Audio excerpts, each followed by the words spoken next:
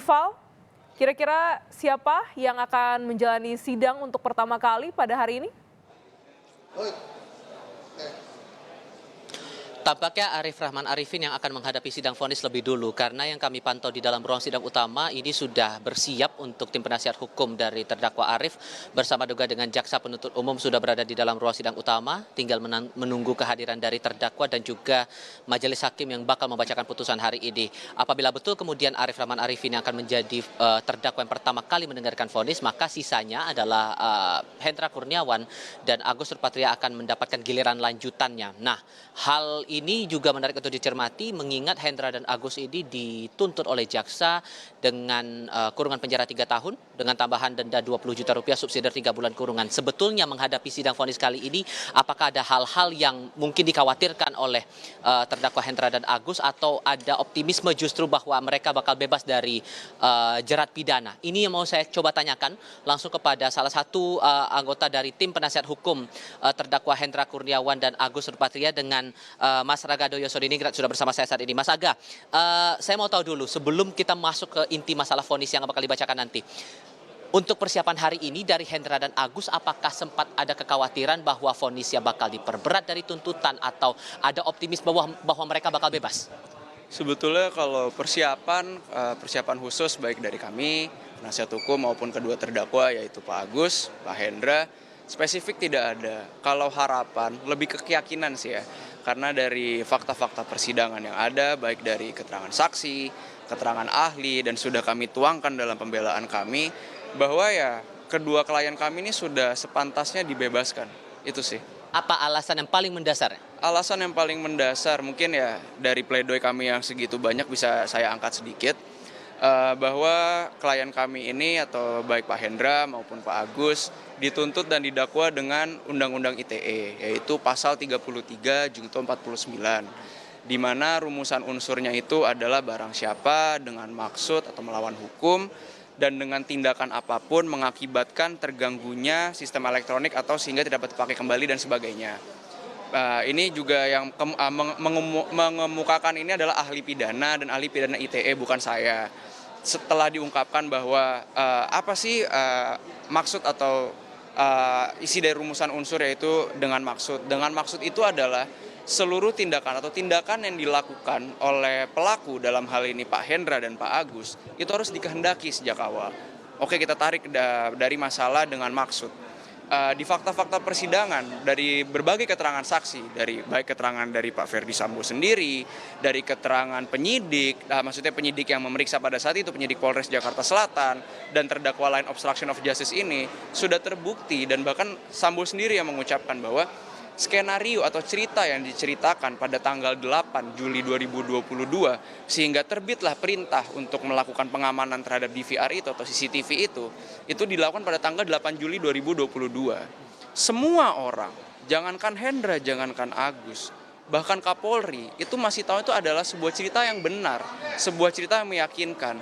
Mereka ini baru tahu bahwa semua ini adalah skenario 1 bulan setelahnya, yaitu tanggal 8 Agustus 2022. Sehingga bagaimana mungkin mereka mengetahui skenario itu dan sudah ada niatan dari awal untuk merusak CCTV itu dari awal saat menerima perintah. Karena pada saat itu mereka memahaminya perintah yang diterima itu adalah perintah yang benar dan perintah untuk melakukan penyelidikan untuk dilakukan koordinasi lebih lanjut kepada Polres. Ini satu unsur. Lebih lanjut, melakukan tindakan apapun dalam Undang-Undang ITE. Ini yang ngomong ini profesor yang merupakan ahli Undang-Undang ITE, yang merupakan salah satu tim perumus pada saat Undang-Undang ITE ini dibentuk. Apa sih maksud dari tindakan apapun? Melakukan tindakan apapun dalam Undang-Undang ITE ini harus diartikan sebagai melakukan tindakan dengan melalui transaksi elektronik atau dengan ya seperti melalui teknologi lah. Melalui teknologi. Jadi tindakan apapun yang mengakibatkan rusaknya atau terganggunya itu harus diartikan sebagai melakukan hacking, menaruh virus dan sebagainya. Sedangkan yang dipermasalahkan dalam kasus ini adalah tindakan Irfan, diawali oleh tindakan Irfan, yaitu memindahkan DVR.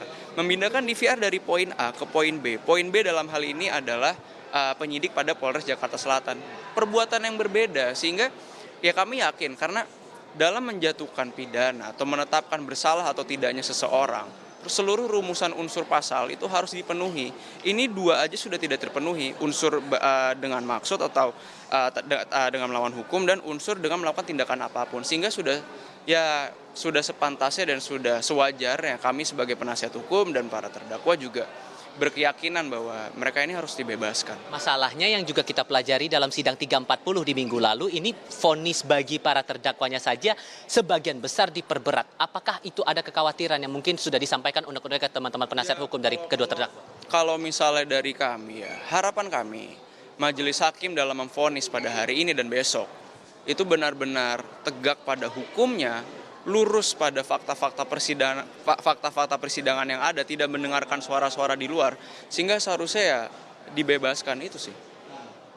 Termasuk masalah yang juga menjadi poin-poin memperberatnya di sini adalah posisi dari Hendra dan Agus sebagai aparat penegak hukum. Apalagi Hendra posisinya sebagai Karopaminal. Salah satu poinnya, ia yang seharusnya bertugas mengawasi dan menjaga perilaku perwira anggota Polri berada pada jalur yang benar sesuai aturan undang-undang. Dan Anda yakin bahwa dengan tidak ada mens rea itu bahwa Hendra setidak-tidaknya bakal bebas? Ya emang sudah seharusnya dan sudah sewajarnya dibebaskan. Unsur itu sudah tidak terpenuhi, tidak ada maksud dari awal.